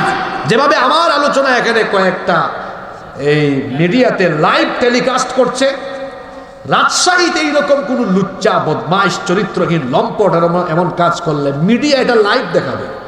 মানুষ ওয়ালিয়াশহাদ আযাবাহুমা তাইফাতুম মিনাল মুমিনিন, আল্লাহ বলেছেন এই শাস্তি কিছু মানুষ প্রত্যক্ষ করবে সরাসরি। আপনারা বলেন তো, আসিয়ার ধর্ষকদেরকে একদম ঢাকাতে মানুষের চোখের সামনে রজম বা মৃত্যুদণ্ড দিলে আর এগুলো মিডিয়াতে দেখালে দেশে বাদ বাকি যত চরিত্রহীন আছে এরা কি আর এরকম থাকবে নাকি? এখন আপনারা বলেন নারী অধিকার, শুধু নারী অধিকার না, চুরি ডাকাতি ছিনতাই রাহাজানি অপহরণ। এখন বাংলাদেশে ডাকাতি বাড়ছে, রাতে ডাকাতি হয়। একজন ডাকাতের বিচার আগামীকাল কোরআন দিয়ে করে দেখেন, সারা দেশে ডাকাতি এক যুগে বন্ধ হয়ে যাবে। চুরি ডাকাতি ছিনতাই অপহরণ, অধিকার হারা মানুষের অধিকার প্রতিষ্ঠা করতে চাইলে নামাজ যে শিক্ষা আপনাকে দিল, নামাজে যেভাবে কোরআন থেকেই পড়তে হয়, তেমনি নামাজের বাইরে আল্লাহর বিধানের আইনকে গ্রহণ করেন। মানুষের তৈরি করা আইন 54 বছর ধরে এই দেশে চলে, আমাদের কোনো উপকার হয় নাই, উন্নতি হয় নাই, অবনতি হয়েছে। চুরি ডাকাতি কমে নাই, বেড়েছে।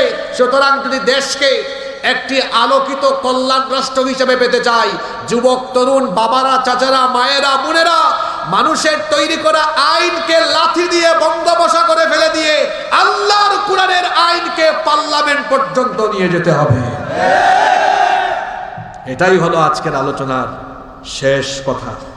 নামাজ প্রতিষ্ঠা মানেই হলো দিন পুরাপুরি প্রতিষ্ঠা, দিন পুরাপুরি। তাহলে নামাজ প্রতিষ্ঠার উপরে আজকে কয়টা পয়েন্ট বললাম? কেউ কি নোট করছেন নাকি? মুখস্থ করছেন? কেউ মুখস্থ করে নাই, কয়েকজন নোট করছে, মাশাআল্লাহ। আল্লাহ তাআলা এই কথাগুলোর উপরে আমাদেরকে আমল করার তৌফিক দান করেন। সর্বশেষ কথা হলো, আল্লাহর ওয়াস্তে দয়া করে নামাজ ছাড়বেন না, কারণ যার মধ্যে নামাজ নাই তার মধ্যে ইমানই। ফজরের নামাজটা জামাতে আদায় করুন ইনশাআল্লাহ। আমার যুবক ভাইরা খুব কষ্ট করে মাহফিল আয়োজন করেছে, যুবকদের তরফ থেকে তাদের 1-2 মিনিটের কথা আছে, এরপরে মাহফিল শেষ হবে ইনশাআল্লাহ। আপনাদের এলাকায় মোনাজাত হয়? ঠিক আছে, তাহলে যুবকদের পক্ষ থেকে কে বলবেন কথা? আমাকে না বললো যে হুজুর